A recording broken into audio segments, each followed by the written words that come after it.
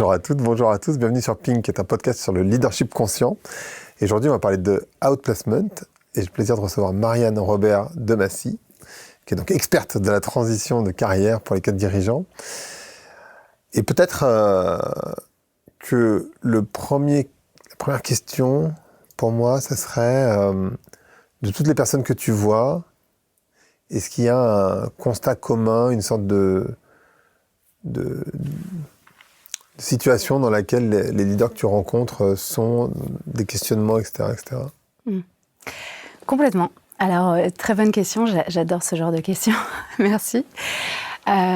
Oui, alors il y a une chose qui est commune, c'est que la transition professionnelle, la transition de carrière, va retravailler tous les équilibres personnels ou professionnels du dirigeant. Et en fait, en retravaillant ça, le point clé pour un dirigeant qui rentre dans une transition professionnelle, et ça je l'ai vu dans tous les cas, c'est de retrouver une stabilité interne. Pourquoi ? Tout simplement parce qu'il faut que ce dirigeant il soit vraiment lui-même quand il va en entretien. Puisque l'objectif, c'est qu'il ne passe pas à côté de cette transition. Ça veut dire quoi ? Ça veut dire ne pas répéter des mauvais choix, ne pas se planter aussi, parce que il y a un enjeu de confiance en soi aussi dans cette phase de transition. Donc, si tu veux, il y a vraiment cette dimension de comment est-ce que je récupère mon rayonnement.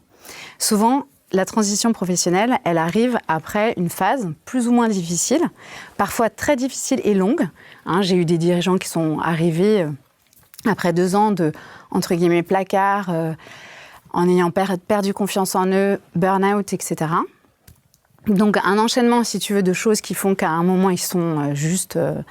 ils ne sont pas eux-mêmes, tout simplement. Tu vois, ils sont en réaction, ils sont soit en fuite, soit en fuite, donc ils essayent de masquer, de dire que tout va bien, soit plutôt en attaque, donc un peu d'agressivité, mais au sens positif, au sens un excès d'action. Tu vois, je vais agir dans tous les sens, voilà. Donc, si tu veux, le premier objectif, c'est je reviens. Juste, déjà, je reviens dans mes baskets, je dirais, ou dans mes belles chaussures de dirigeant. J'aime bien plaisanter avec cette histoire de dirigeant parce que je trouve qu'il faut qu'on reste simple. Oui. C'est très important. Les dirigeants sont simplement des êtres humains qui ont leurs contradictions, leurs forces et leurs talents. Et tout mon objectif à moi, c'est de leur permettre de rayonner ce talent, de reconnecter à ce talent, et puis de rayonner. Pour que, quand ils vont serrer la main du recruteur, ils puissent sentir, et le recruteur surtout puisse sentir qui ils ont en face d'eux. Et pas un bon élève qui essaie de bien faire, et pas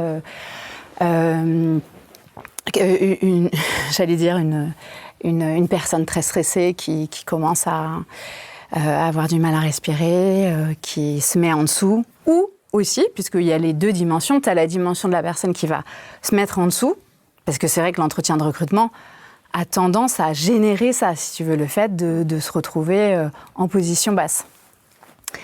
Mais il y en a certains, justement, des dirigeants qui détestent cette position et qui vont, au contraire, chercher à prendre le dessus dans l'entretien. Tu vois.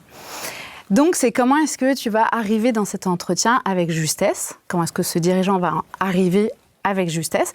Et ça dépend largement de la capacité, dans cette phase de transition, à être revenu dans ses forces, dans vraiment qui il est, à d'avoir, tu vois, digéré, accepté aussi tout ce qu'il a vécu, l'avoir un peu dépassé.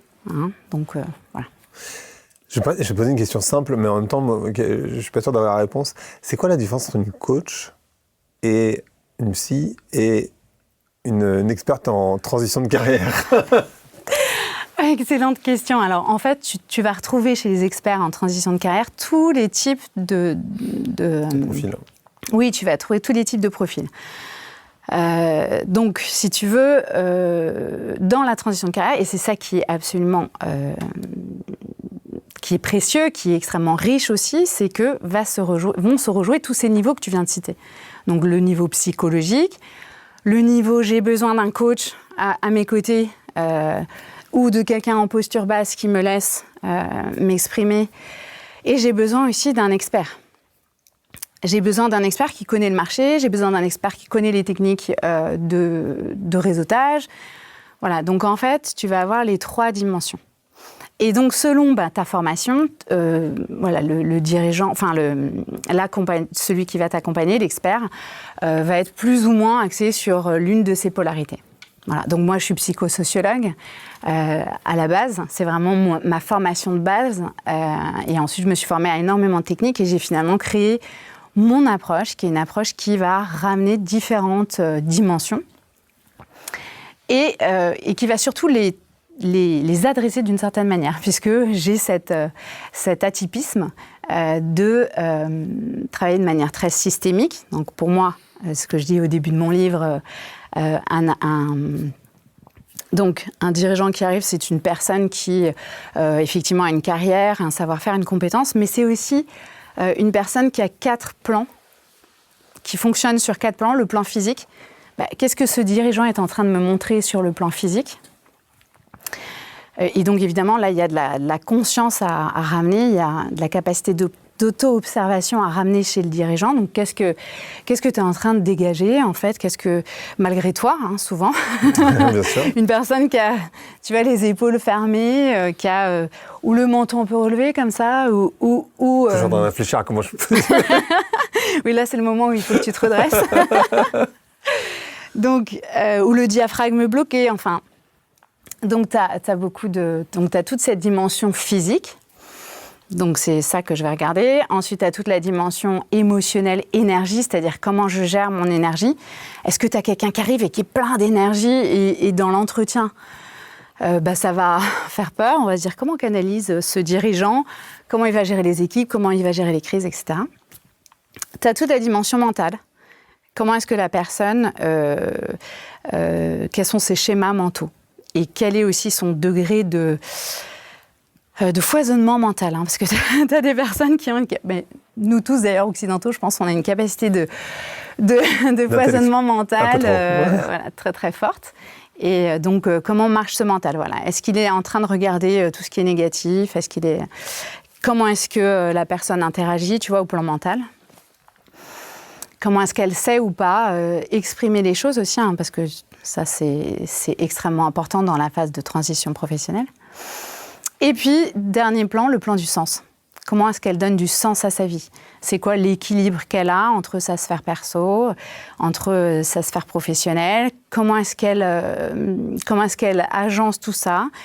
Est-ce qu'elle a mis toute son identité sur son professionnel ? Je me rappelle d'un dirigeant comme ça, c'était vraiment au début de ma carrière, il y a une 15aine d'années. J'arrive et puis on discute et puis il me regarde et me dit « Non, mais de toute façon, je ne suis plus personne. » Alors je lui dis « Ça y est.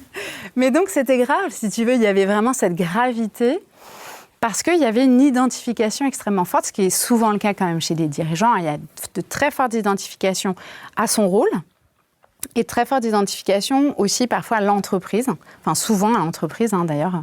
Quand tu as été directeur général, tu vas vraiment être mis au service. Donc ils sont très très bons pour se mettre au service d'eux, mais après d'eux-mêmes c'est plus compliqué. Donc moi je vais les regarder dans ces 4 dimensions en interaction dynamique. Donc le système c'est vraiment ça, c'est-à-dire comment est-ce que ce dirigeant qui vient me voir, je vais l'accompagner et quelles sont les clés, les outils avec lesquels je vais l'accompagner, quelles sont les priorités que je vais donner selon ce que je perçois. Quelqu'un qui va arriver en face de moi et qui, justement, je sais pas, a vraiment un énorme problème d'écoute, parce qu'il y a beaucoup d'émotionnel derrière, etc., je sais que ça va être un des points prioritaires. Tu vois. Donc, je vais vraiment aller chercher à être très laser, puisque de toute façon, c'est du complet sur mesure. Et chaque personne est totalement unique dans la manière dont elle vit sa transition et a des enjeux complètement uniques dans sa transition. Donc voilà, j'ai fait une petite digression pour répondre à ta question, mais voilà, donc il y a plusieurs plans à adresser. Et les 3 plans que tu citais sont 3 plans qui sont adressés plus ou moins, ou sinon on va aller on va aller demander à des professionnels complémentaires. On va proposer à notre client d'aller voir un psychologue ou un psychiatre selon le degré de stress qu'on va diagnostiquer, qu'on va percevoir au travers de son comportement et de sa manière d'être. Et ça veut dire quoi, transition ? Parce que est-ce que c'est juste un changement de job ? Est-ce que c'est une transition, ça peut être, je sais pas, je suis patron d'une structure et je deviens berger. Ça peut être, je suis patron d'une structure et je redeviens patron d'une autre structure dans une industrie qui est un peu différente, ou ça peut être la même industrie, pourquoi pas. Ou je suis patron d'une structure et je deviens, je pense à Éric Duverger, entre autres, le créateur d'un mouvement hyper écolo, enfin, tu vois, la régénération des entreprises, etc.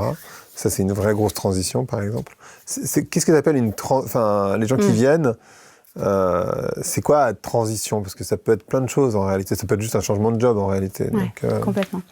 Alors, merci encore pour cette question que j'aime beaucoup.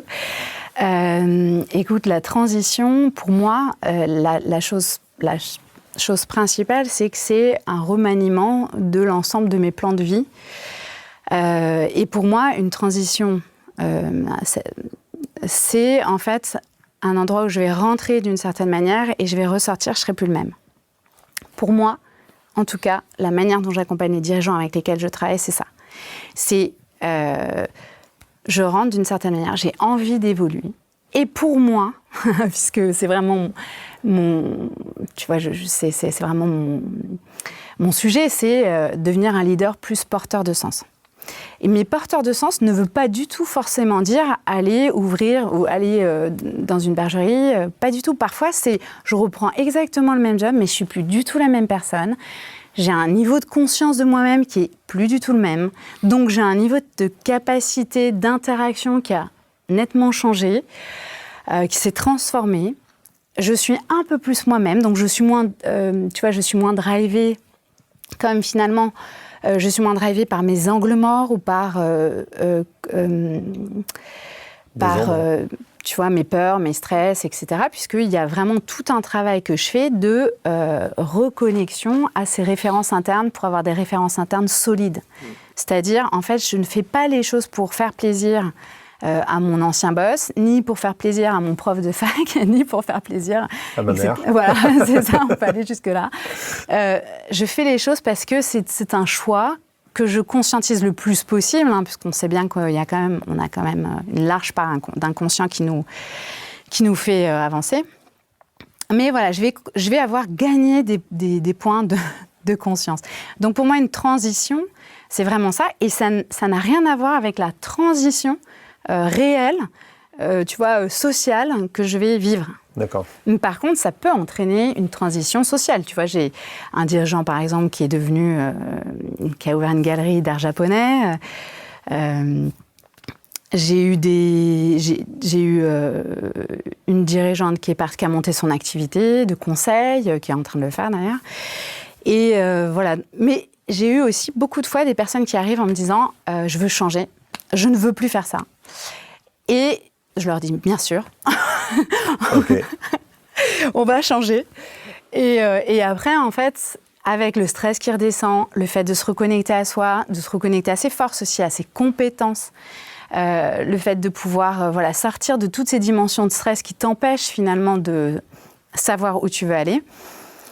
La personne, en fait, se dit « mais oui, c'est là où je suis bonne, en fait, je me suis épanouie ». La reconnecter aussi à ce qu'elle a réussi, à tout ce qu'elle a su faire, mettre en œuvre, tu vois, qu'elle a complètement oublié, souvent quand elle arrive. Donc, toutes ces dimensions font que ça peut très bien être « je reprends un job ». Mais par contre, je ne serai plus du tout la même personne. Puis là, très récemment, oui, j'ai une dirigeante qui, pour le coup, là, c'était vraiment la cohérence. Parfois, tu as des accompagnements qui vont prendre un peu plus de temps, puis parfois, tu as des accompagnements, en quelques mois, les choses s'alignent. Voilà, parce que c'est comme ça. C'est un peu cette histoire de, tu sais, être au bon moment, au bon endroit, avec la bonne personne dont tu parlais, l'optimalisme. Optimalisme, c'est Ouais. pas exactement ça. Mais enfin bon. Mais Pardon. bon, voilà, j'avais bien aimé cette notion, cette idée. D'ailleurs, je l'écris sur mon profil LinkedIn parce que pour moi, c'est très, très important, cette notion d'aider la personne à être au bon endroit, au bon moment, avec les bonnes personnes ou la bonne personne.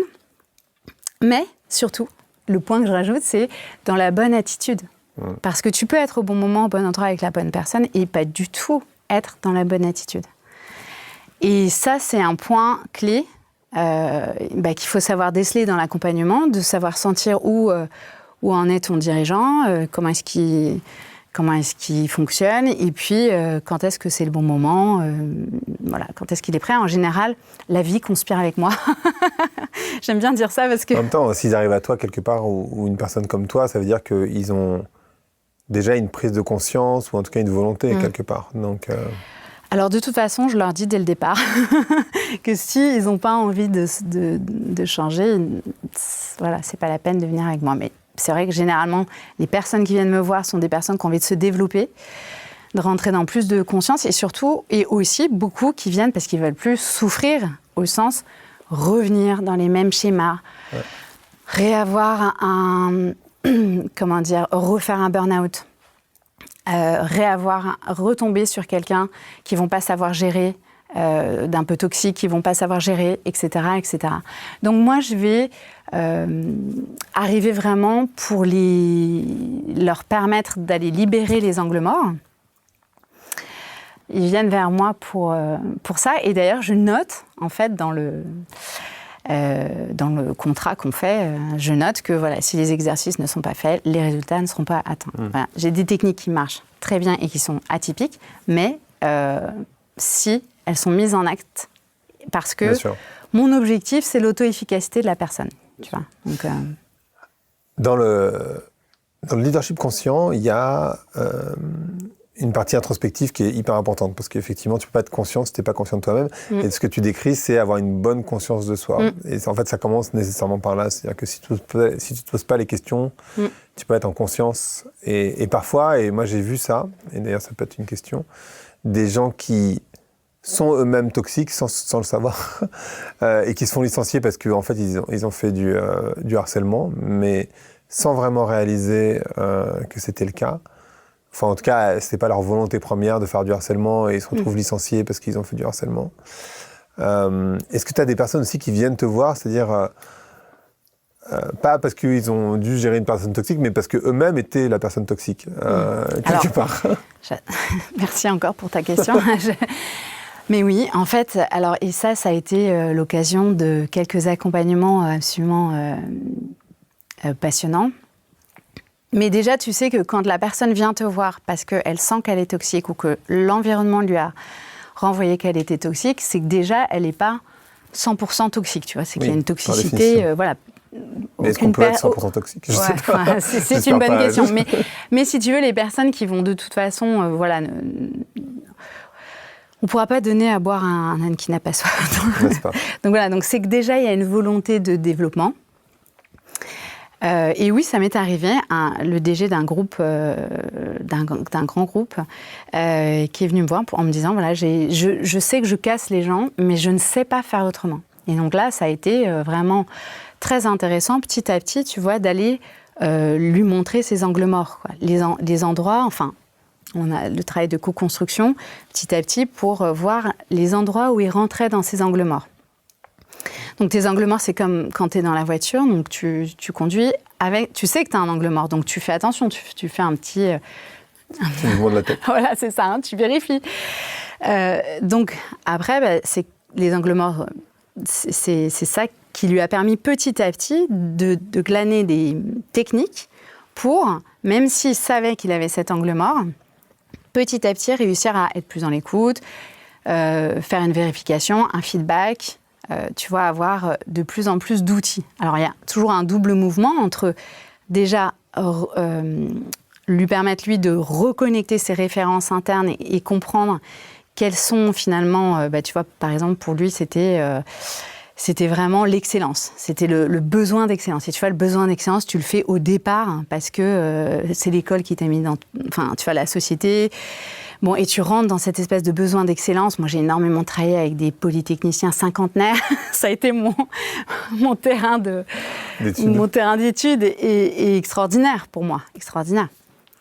Et extraordinaire dans la complémentarité que j'ai avec eux, tu vois, et de ce que je peux leur apporter. Donc lui, si tu veux, c'était vraiment, tu sais que ça vient de son histoire. Son éducation. Donc, il y a des techniques qu'on a mises en œuvre pour vraiment libérer petit à petit et surtout pour l'amener à être beaucoup plus lui-même et d'être beaucoup moins par rapport à un retour de l'extérieur, tu vois. Donc, il y a ce double mouvement. Lui, être de plus en plus lui-même et de moins en moins fonctionner par rapport à l'extérieur. Et puis, d'un autre côté, lui donner des outils concrets sur ma collaboratrice me parle de tel dossier, comment est-ce que je réagis, comment je suis sûre de ne pas être passée à côté de la relation, tu vois. Et ça, c'est essentiel. Et j'allais dire, en même temps, c'est déconstruire des systèmes de pensée parce que j'imagine, moi je ne suis pas quelqu'un trop dans le contrôle, mais un petit peu quand même, comme tout le monde, on est tous sur un spectre. Mais j'imagine que quelqu'un qui est très dans le contrôle, qui est très dans l'excellence, il va te dire, en même temps, je ne vois pas pourquoi... Enfin, l'excellence, c'est bien. Oui, c'est ça. Pourquoi je devrais remettre en question ce truc, tu vois ? Oui, c'est ça. Alors là, c'est là où il faut du sens tactique, quand tu accompagnes un dirigeant, qui justement, et il faut de la volonté pour lui de vouloir se transformer. Hein, tu vois, parce que ça, tu ne peux pas le faire à sa place. Et effectivement, il faut trouver la manière, et là, c'est intéressant ce que tu dis, parce que c'est vraiment le plan mental. Le plan mental, c'est, mais finalement, pourquoi voilà. Ça m'a l'air très bien dans la perfection. Et c'est pour ça, d'ailleurs, que j'ai développé des techniques basées sur le corps qui ne vont pas faire travailler le mental. Il y a une prise de conscience qui va s'opérer en premier, et puis ensuite, on va aller travailler le corps. Et on va montrer au corps, on va donner des indications au corps pour que lui, il prenne le relais et il montre de nouveaux chemins. Hein, donc, c'est vraiment cette idée de... et là, la personne, elle a à poser tous les jours un acte. Ça peut être un exercice, ça peut être une respiration, ça peut être... Pour petit à petit indiquer à son système nerveux que là, il y a un changement à opérer. Donc, si tu veux, c'est vraiment l'idée de, évidemment, d'abord avoir le sens tactique pour gérer les résistances, évidemment, conscientes et inconscientes, et puis avoir ensuite les bons outils pour permettre à la personne de sentir son évolution. Parce qu'en fait, ce qui est génial, c'est que dès que la personne va sentir, dès que le dirigeant va sentir, tiens, j'ai eu plus d'écoute, ça a marché, elle a le feedback, etc. Et c'est ça que je trouve précieux dans mon travail et que je savoure. C'est que comme, en fait, la personne se transforme, elle a à un moment le feedback, tu vois, par un moyen ou un autre, tu vois, dans une circonstance ou une autre. Et du coup, la vie lui renvoie, ou une personne lui renvoie qu'elle a progressé. Et donc, tout d'un coup, elle sent que, voilà, ça valait le coup de faire cet exercice. C'est quoi les questions que... des leaders, mais en réalité, c'est pareil pour tout le monde, mais c'est quoi les questions qui ne se posent pas assez et qui devraient se poser ? Des questions qui ne se posent pas assez et qui devraient se poser. Alors moi, la première chose quand même qui me vient en tête quand tu dis ça, c'est quel est mon impact sur l'autre, quoi.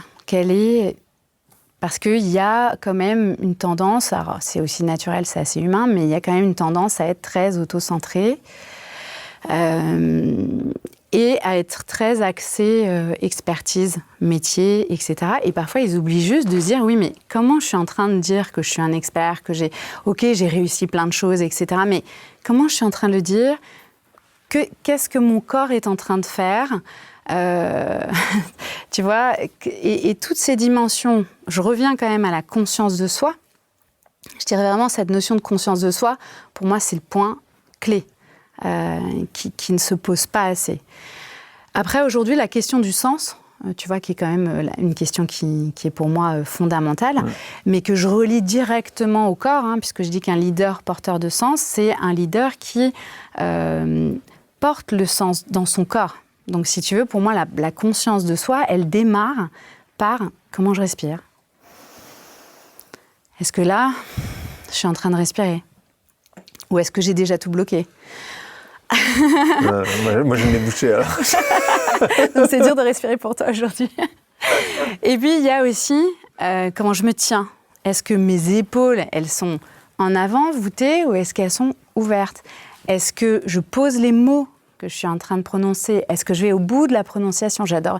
Je fais un training sur la voix que j'adore animer parce que il y a cette notion de qu'est-ce que votre voix dit de vous. Et en fait, à chaque fois, les dirigeants avec lesquels je fais ce training sont bluffés parce que c'est fou ce qu'on peut entendre au travers de comment je place ma voix, comment j'articule ou pas, etc., etc. Qu'est-ce que ça veut dire? Cette notion de leader porteur de sens, c'est déjà la conscience, et ça commence par le corps. Ça commence par le corps, et puis ensuite, toutes les étapes que je t'ai données, les 4 plans que je t'ai donnés, vont être très importants dans ce que ça va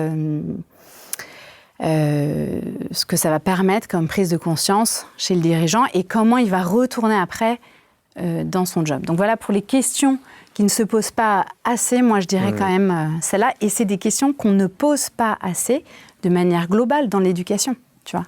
Bien sûr. Donc c'est aussi un résultat.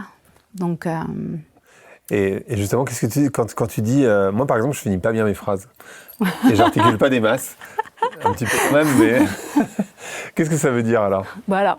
Il n'y a pas de réponse dans l'absolu. Ça, c'est hyper important. Alors, tu as des dictionnaires qui te donnent des réponses dans l'absolu, etc. Il y a quand même des tendances. Donc, la personne qui ne va pas finir son articulation, c'est souvent quelqu'un qui, dans son positionnement, la fin de son positionnement, tu vois, ne se pose pas. Donc, ça peut vouloir dire plusieurs choses, mais ça peut vouloir dire comment je pose mon leadership naturel. Ça peut vouloir dire est-ce que j'ai pas tendance à aller trop dans l'action, tu vois. Ça peut vouloir dire beaucoup de choses. Donc après, ça va s'analyser. Ce point-là, il va s'analyser au regard d'un ensemble de signaux. Mais si tu veux, c'est des signaux aussi fins que ceux-là que le recruteur va sentir, surtout percevoir de manière consciente ou inconsciente, et qui va faire, pour une large partie, qu'à un moment, il va dire je le sens pas. Voilà. Et si tu veux, c'est l'accumulation de ces dimensions-là qui font qu'à un moment, tu laisses une empreinte. Et ce que je disais dans un autre article donc, sur la TMD que j'ai écrit dans la Harvard Business Review, ce que j'explique, c'est que en fait, la question de la trace mémorielle, c'est-à-dire quelle trace tu laisses dans ton entretien, dans ta prise de contact. TMD, trace mémorielle durable. Exactement, ouais, TMD, trace mémorielle durable. Et comment est-ce que... parce que, évidemment, la transition professionnelle, c'est une question de communication. C'est une question de relation, de lien, de communication. Donc, tu vois, puisque tu es toujours en train de communiquer, que ce soit par écrit, que ce soit par oral, et tu es en train de créer du lien. Donc, si tu n'as pas conscience de ce que tu es en train de dégager, est-ce que vraiment j'ai eu un feedback comme quoi l'entretien s'est bien passé pour la personne en face, est-ce qu'elle a passé un bon moment? Au-delà, évidemment, de toute la dimension technique et tactique, tu vois, de la haute placement, où évidemment il faut qu'il y a tout un tas de techniques extrêmement structurées sur lesquelles on va venir et que les personnes vont mettre en œuvre. Mais au-delà de ça, est-ce que j'ai vraiment laissé une trace? Et est-ce que dans 2 mois, quand la personne que j'ai rencontrée va croiser son cousin DG d'une petite entreprise en Bretagne, et est-ce qu'il va penser à moi et à mon projet qui est justement de partir dans l'Ouest voilà. D'accord ? Donc c'est vraiment cette notion de comment est-ce que je peux prendre conscience de cette dimension-là. Et ça, c'est vraiment une question qu'on ne se pose pas assez et que les dirigeants ne se posent pas assez. Alors, de plus en plus, évidemment, mais qui est, si tu veux, gage derrière, évidemment pendant la transition de succès, mais aussi quand le dirigeant va retourner en poste, comment est-ce que je vais voir les équipes complètement différemment? Comment est-ce que je vais comprendre les jeux relationnels différemment? Parce que je vais avoir des outils. Je me serai auto-observée, j'aurais vu mes angles morts. Donc. Et puis, il y a toute la question du sens tactique. Ça, c'est aussi un autre pan, un autre volet qui est très important, je trouve, dans la transition, puisque, in fine, tu as quand même un objectif de résultat et tu as aussi une pression temporelle. Toute personne qui arrive en transition professionnelle veut y rester le moins possible. Quoique, ça peut être un mode de vie, la transition. Hein. Enfin, oui, ça peut être. Ça fait chouette. C'est vrai. Mais tu as vraiment cette pression des personnes comme ça qui vont vouloir, qui vont avoir cette urgence interne, d'ailleurs qui est souvent paradoxale parce qu'il faut qu'elles prennent le temps au départ. Tu vois, tu as vraiment 3 phases. C'est prendre le temps au départ de se poser, de faire un bilan. Ensuite, se marketer correctement, le côté un peu go-to-market. Et puis ensuite, on est vraiment sur la navigation. Tu vois, comment je navigue tactiquement. Est-ce que je démarre par les chasseurs de tête, le réseau, tu vois, est-ce que je fais plus de réseau, etc. Bien sûr. Donc, si tu veux, tu as toute cette dimension tactique qui est très importante, mais qui n'est pas que importante dans la transition pour la réussite et pour le fait de pouvoir trouver un nouveau job, mais qui est importante sur la dimension quand je retourne en poste, parce que j'ai vu beaucoup des dirigeants qui sont venus me voir, sont sortis de leur entreprise par manque de sens tactique et manque de, tu vois, de capacité d'agilité dans un environnement plus ou moins lisible. Et donc, c'est comment est-ce que moi, je les aide à, tout en restant eux-mêmes, et ça aussi, j'ai écrit un article là-dessus, parce qu'il y a tout le discours de attention, authenticité, et puis tu as tout le discours de attention, c'est quand même des environnements dans lesquels des personnes porteuses d'humanité, c'est-à-dire porteuses d'une capacité de créer du lien, doivent rester, en fait. On a besoin de dirigeants qui sont plus conscients, qui sont plus dans le lien, qui sont plus dans la relation. Et c'est dommage qu'un dirigeant qui peut apporter tout ça à une entreprise, en fait, laisse la place à ceux qui vont, mettre en avant le court-termisme, voilà, sans respect, souvent, de valeurs humaines. Voilà, pas toujours, hein, mais... Et donc, si tu veux, là, il y a vraiment un point qui est essentiel sur cette dimension tactique et qui vient pour moi, qui est vraiment importante pour moi parce que un leader, justement, moi j'aime bien parler de graines de conscience ou de graines d'humanité, tu vois, que c'est ça que je sème dans mes accompagnements en tout cas, puisse derrière faire perdurer toute cette connaissance de lui-même et des autres dans un nouveau système. Et évidemment que pour ça, il faut du sens tactique. Il faut à un moment pouvoir être stratège, comprendre aussi ce qui n'est pas dit quand tu arrives dans un nouveau système.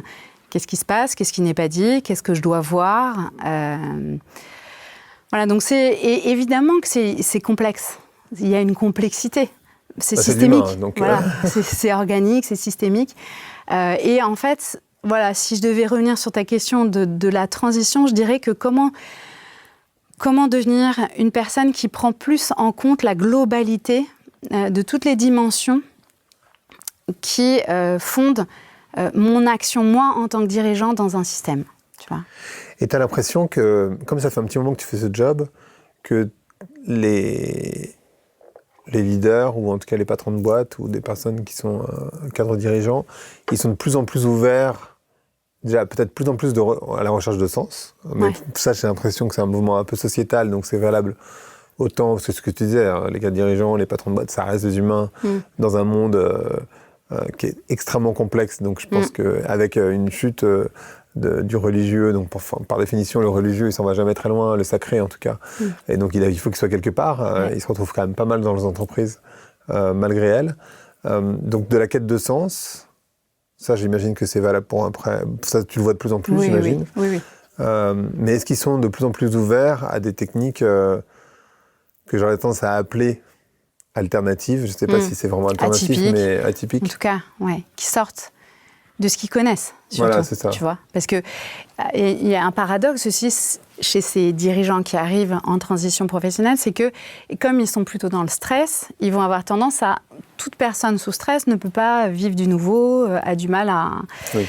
Bon, ça, c'est connu. Donc, en fait, ce stress les emmène souvent à se replier sur ce qu'ils connaissent, ce qui est dommage, parce que c'est justement à ce moment-là qu'ils auraient besoin de nouveautés, d'outils nouveaux et de quelqu'un qui les challenge sur des dimensions qu'ils ne connaissent pas pour qu'ils puissent agréger de nouvelles connaissances d'eux-mêmes, nouvelles compétences qu'ils n'ont pas. Donc, je dirais du coup que effectivement, les dirigeants qui vont arriver en transition, je ne sais plus ta question. Ma question, c'était est-ce qu'ils sont de plus en plus ouverts aux pratiques ? Oui. Alors, du coup, je dirais... Parce que moi, c'est vrai que j'ai un parcours, du coup, là, j'ai 15 ans d'outplacement de dirigeant, donc je gravite dans ce milieu et j'avoue que j'étais quand même une ovni au départ mais à la fois, ce qui est génial, c'est que c'est le terrain qui m'a choisi. C'est-à-dire que, comme je te disais, j'étais avec des polytechniciens plutôt cinquantenaires et donc souvent, ce qui s'est passé, c'est que j'avais à la fois j'avais tous les types de personnes qu'on m'envoyait parce que on ne savait pas forcément comment gérer la difficulté de relationnel, la difficulté suite à un burn-out, comment rendre une personne hyper performante pour son dernier entretien, des choses comme ça, tu vois. Et donc, en fait, j'ai été dans cette école incroyable. Et ce qui s'est passé, c'est que les dirigeants ont dit « mais on a besoin d'elle ». Donc, c'est comme ça que moi, mon métier est né. C'est ça c'est une chance magique, et à la fois magique. Et si tu veux, c'est parce que je suis à l'endroit où ils ne m'attendent pas que ça a marché. Donc, c'est pour ça aussi que petit à petit, j'ai écrit dans la Harvard Business Review, etc. Et je dirais qu'aujourd'hui, on va dire... Alors, parce que toutes les techniques que j'utilise, si tu veux, c'est des synergies, une systémique d'outils qui vont justement permettre d'aller travailler les angles morts, l'auto-observation, le sens tactique, aussi son énergie, puisque tu as toute une dimension, j'y reviendrai plus tard, et puis ce côté comment être au bon endroit, au bon moment. Eh bien... En fait, c'est vrai qu'aujourd'hui, tu vas avoir un peu comme le baby-foot, tu vois, on va rajouter un baby-foot dans une entreprise, mais en fait, c'est pas ça qui va changer la donne en termes de climat social ou en termes de liens sociaux. Et ben, c'est exactement la même chose. C'est-à-dire qu'aujourd'hui, il y a plus d'ouverture sur les outils que j'utilise, mais il n'y a pas encore de connaissances ou, tu vois, de la dimension plus systémique, un peu... sur mesure que moi je propose, quoi. Donc il y a un petit côté, si tu veux, oui, il y a de l'ouverture, mais voilà, il y a beaucoup de fausses croyances ou d'idées reçues sur toutes ces techniques. Ouais. C'est marrant parce qu'il y a 5 ans, c'était pas hier, j'ai fait un épisode sur les chamans corporate. Et c'était beaucoup trop tôt, je crois. C'est ça, oui. Mais j'ai l'impression que les leaders, enfin, les cas de dirigeants, mais en fait, de manière générale, les gens s'ouvrent de plus en plus à des techniques alternatives. C'est-à-dire qu'en fait, au début, il y a encore quelques années, on va dire, aller voir un psy, c'était un peu... fallait être un peu malade, c'est tu vois, quelque part. C'était bizarre. Maintenant, ça rentre dans la normalité. Faire des retraites, c'était un peu... Et maintenant, ça rentre de plus en plus dans la normalité. Et moi, je vois des patrons de boîte, soit, et on en pense ce qu'on veut, mais aller à Burning Man, voilà, ou de faire des retraites, ou de prendre des plantes médicinales, et en fait, alors c'est pas tout le monde, et voilà, mais je le vois de plus en plus néanmoins. Et je sais pas si toi, tu accentues tes techniques en disant, finalement, ils sont de plus en plus ouverts, donc on peut aller de plus en plus loin, ou est-ce qu'à l'inverse, finalement, c'est moi qui vis dans ma bulle et je me rends pas compte de ce qu'est la réalité des dirigeants aujourd'hui. Je ne suis pas sûre. Alors, tout le monde ne prend pas de la ayahuasca, hein, j'ai bien conscience. Ouais, après, c'est vrai qu'il y a une sorte de mode autour, tu vois, de toutes ces dimensions. Alors, c'est aussi une très bonne question. Pour y répondre, je dirais que... Le rôle de la personne qui va accompagner, c'est vraiment un rôle où tu vas soutenir l'énergie de la personne qui doit vivre cette transition, et c'est une transition de vie. Alors d'un certain côté, tu vois, tu peux faire des parallèles. avec les chamans, avec d'autres types tu vois, d'ouverture, d'outils, etc. Donc moi, ce que je trouve très très important dans ce que tu dis, c'est la notion de synergie entre les approches. C'est-à-dire qu'il n'y a pas une approche qui est bonne ou qui est mauvaise. Il y a, est-ce que cette approche, elle est bonne à cet instant-là, avec cette personne-là, pour faire ce pas-là. D'accord ? Et oui, je trouve qu'il y a de l'ouverture, il y a de plus en plus d'ouverture, ce qui a un double effet, un effet négatif, comme toujours, de dérive, et puis il y a un effet positif d'ouverture. Et où les personnes sont plus ouvertes, elles acceptent de vivre des expériences. Et je crois que ce qui est important de garder en tête, c'est la notion de comment je me sens le lundi d'après. Tu vois, c'est-à-dire, est-ce que, justement, j'ai plus d'énergie ou pas après avoir vécu telle technique ? Donc moi, tu vois, je pense qu'effectivement, tu as une dimension vraiment de changement de paradigme. Je le vois encore, j'ai fait une superbe expérience chez Exil, tu sais, je t'en avais parlé, donc c'est une expérience très, très intéressante où ils ont mélangé des artistes, des intervenants plus spirituels et des personnes plus de l'entreprise. Enfin, tu vois, il y avait vraiment un mix que j'ai trouvé très intéressant. Et moi, je crois fondamentalement à l'interaction et la synergie entre les différentes approches. Mais il faut que ce soit tenu par quelqu'un qui sait où il va. Tu vois, c'est-à-dire, et c'est ce que j'ai aimé d'ailleurs dans cette expérience, je leur fais coucou au passage, dans cette expérience, ce que j'ai aimé, c'est vraiment qu'il y avait un objectif. Et tout dépend de ta capacité à tenir cet objectif et à tenir un cadre. Parce que tu vois, moi, dans mon métier, il y a une dimension technique, connaissance marché, encore une fois, qui est extrêmement importante. Tu vois, je dois créer la meilleure des synergies entre les approches atypiques que j'ai et à la fois une vision business et concrète. Ouais. Sinon, de toute façon, je ne ferais pas ce métier. Je ne ferais plus ce métier, tu vois. Bien sûr. Donc ça, je trouve important de souligner cette dimension synergie, cette dimension d'ouverture, mais dans quelle intention ? Dans quelle intention je suis en train de faire les choses ? Et ça revient, si je reviens sur ta question de qu'est-ce qu'un dirigeant ne se pose pas assez comme question, peut-être, quelle est mon intention derrière ce que je fais ? Et ça, c'est un point que je vais beaucoup travailler au départ et qui va aider énormément dans est-ce que j'ai suffisamment d'énergie dans ma recherche ? C'est quel est son moteur interne ? C'est ce qui va lui permettre de passer les hauts et les bas de cette espèce de course de fond de la transition, parce que c'est quand même une course de fond. Et c'est une course de fond qui n'est pas toujours agréable. C'est-à-dire que parfois, on se prend des portes sévères, un peu violentes. Hein. Là, je pense à une personne qui, après avoir passé quasiment 10 entretiens, s'est retrouvée, non, ok, bon, ça faisait 2 mois que je travaillais dessus, etc. Donc là, tu vois, comment est-ce que tu remontes, comment est-ce que tu gardes ton énergie et comment est-ce que tu rebondis et tu utilises ce que tu as vécu pour en faire une force pour après.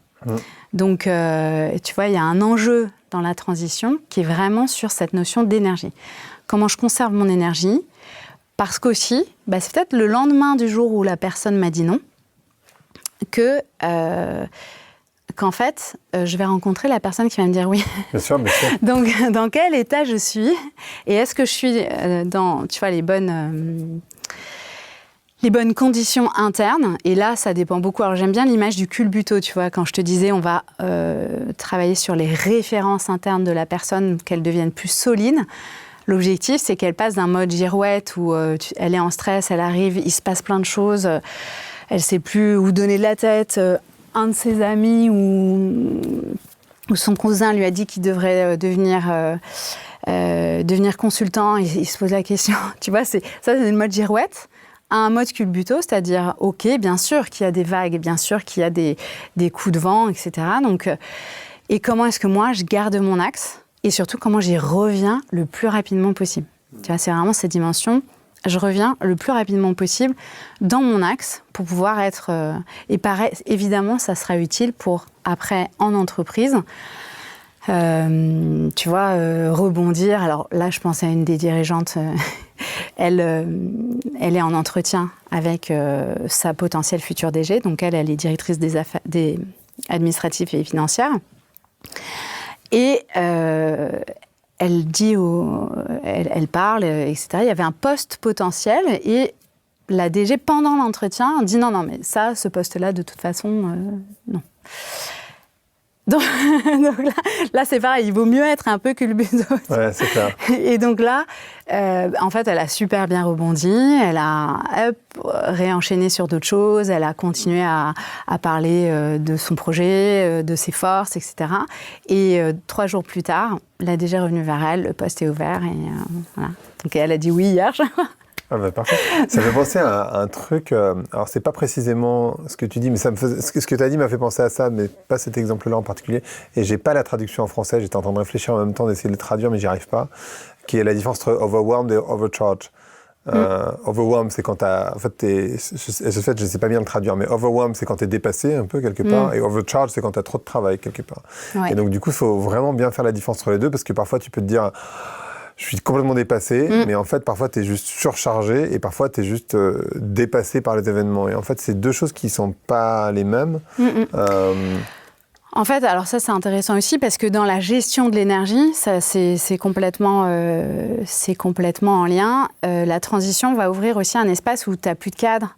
Tu vois, donc il va falloir que tu te crées ton cadre. Donc, j'ai eu des personnes qui étaient style workaholic en transition.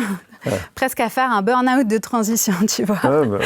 Et donc, c'est comment, évidemment, effectivement, c'est comment est-ce que tu doses, comment est-ce que tu rentres dans une justesse, tu vois. C'est vraiment le sous-titre de mon livre, c'est comment vivre la transition avec justesse et cohérence, tu vois, et simplicité aussi. C'est-à-dire, voilà, réussir à aussi en profiter parce que c'est un espace-temps dans lequel tu peux construire des choses très intéressantes.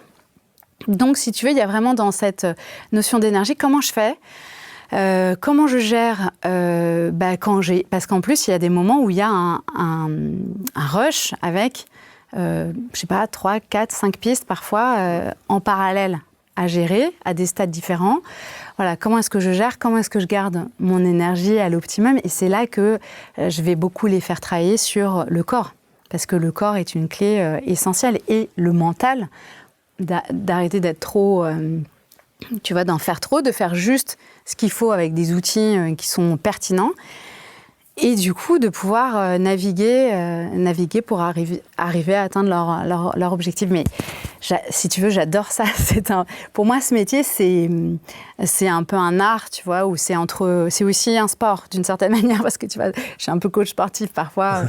Je les accompagne vraiment sur voilà, comment est-ce que tu vas récupérer de l'énergie. Après, tu vas pouvoir relancer. Et je le sens en plus, quand un de mes dirigeants, à un moment, je sens qu'il est prêt et que c'est le moment, ou que je sens qu'au contraire, il faudrait qu'il parte en vacances. Je vais dire là, tu vas partir en vacances et on se retrouve à la rentrée. Et j'ai développé au fur et à mesure aussi, tu vois, cette connaissance de ce moment où, quand il est prêt, je vais lui dire, voilà, c'est le moment où on va faire tel chasseur, voilà, on va aller sur tel type de cible, où on va augmenter le nombre d'entretiens réseau. Donc, tu vois, c'est vraiment... Il y a une danse. Moi, j'aime bien parler une sorte de danse avec tous les différents éléments que le dirigeant doit prendre en compte, avec beaucoup plus de simplicité. Dédramatiser, c'est vraiment une clé essentielle. Connaître les ressorts de son énergie, qu'est-ce qui le fait avancer, qu'est-ce qui lui donne envie de se lever, qu'est-ce qui lui permet d'être aligné dans les entretiens. La connaissance de soi qui lui permet de se dire, OK, je sais que j'ai tendance à m'énerver, j'ai tendance à me recroqueviller devant mon recruteur et à m'avachir sur mon siège. Donc, comment est-ce que je fais pour voilà, rester en conscience durant tout l'entretien. Et si tu veux, tout ça, c'est vraiment voilà, l'art de trouver le bon outil qui va permettre de libérer cet angle mort, par exemple, tu vois, pour le sens tactique, il y a certains de mes dirigeants, je leur demande d'aller jouer aux échecs, de rentrer dans la mécanique mentale, parce qu'ils ont besoin de prendre ça en compte. J'ai d'autres dirigeants qui m'appellent 3 ans, 4 ans après, qui me disent « Ah, tu sais, avant mon COMEX, je suis allée faire l'exercice aux toilettes. » Tu vois, l'exercice de remobilisation de l'énergie, etc. Donc, tu vois, à chaque personne, comment trouver le point d'entrée qui va faire que son énergie va être au top, à l'optimum, parce que c'est l'idée de l'optimum à chaque instant, quoi. Et tu travailles aussi avec des équipes, oui. dans les entreprises. Ouais. Comment on fait, je ne sais pas si tu as la réponse, cela dit, parce que je ne suis pas sûr que tu le fasses, pour changer la culture d'une entreprise? C'est-à-dire qu'en fait, à partir du moment où toi-même tu bouges en tant que leader, derrière ça veut dire que potentiellement, en particulier quand tu mets du sens, que la structure derrière les gens qui sont derrière, parce que parfois tu peux être un leader solitaire, seul, avec beaucoup de solitude, où toi-même tu as envie de bouger, et puis en fait les gens en dessous, entre guillemets, parce qu'on est quand même encore beaucoup dans des modèles pyramidaux, ils n'ont pas envie de bouger eux. Et tu n'arrives pas à leur transmettre, tu vois, cette... Alors là, justement, je vais démarrer l'accompagnement d'un ex-com. Ça va être très, très intéressant. Je l'ai fait pendant 7 ans, travailler avec une entreprise pour justement aider le collectif à bouger. Mais donc là, on est vraiment dans la notion de systémique. Donc il y a une dimension tanker. Moi, je vais être beaucoup plus sur les aspects de leadership. Donc je vais être moins sur l'aspect systémique, tu vois, organisation, etc. Mais ce que je sais, c'est qu'un système, pour le faire bouger, c'est comme un tanker. Donc c'est degré par degré. Et je fais le parallèle avec mes dirigeants. C'est l'idée de, quand tu veux faire bouger un dirigeant, comment est-ce que tu le fais bouger étape par étape pour que ce soit écologique et structurant pour lui. Ça veut dire que, en fait, tu le casses pas, quoi. C'est-à-dire, si je suis trop dure dès le départ alors que la personne est stressée, je vais... Tu vois, c'est comment je crée le climat de confiance pour que la personne reçoive les feedbacks, puisse s'auto-observer, etc. Et donc, si je le transcris sur la dimension de l'entreprise, il y a vraiment une question de est-ce que j'ai trouvé la bonne clé? D'accord ? C'est pas mon cœur de métier, donc je le fais parce que j'ai d'anciens dirigeants qui viennent me voir.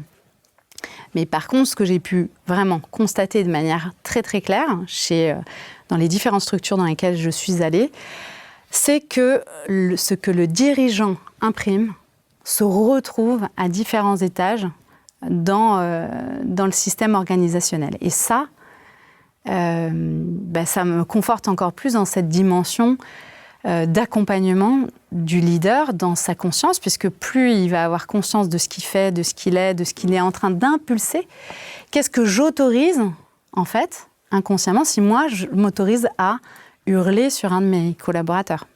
Bien sûr. Qu'est-ce que je suis en train, en fait, dans l'ensemble de l'organisation, qu'est-ce que je suis en train d'autoriser ? Donc, tu vois, je réponds partiellement à ta question, mais si tu veux, pour moi, travailler avec le dirigeant d'abord est essentiel, parce que si je suis pas avec la personne qui a les clés du système, du coup, on va avoir des angles morts, et si le dirigeant, lui, va dans un autre sens, on a beaucoup moins de clés.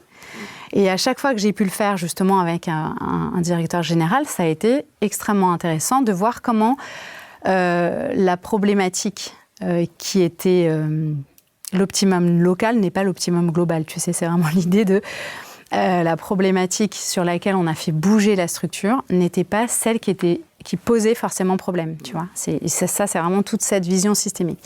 Donc pour moi, en tout cas, la vision systémique est une clé pour faire bouger une culture.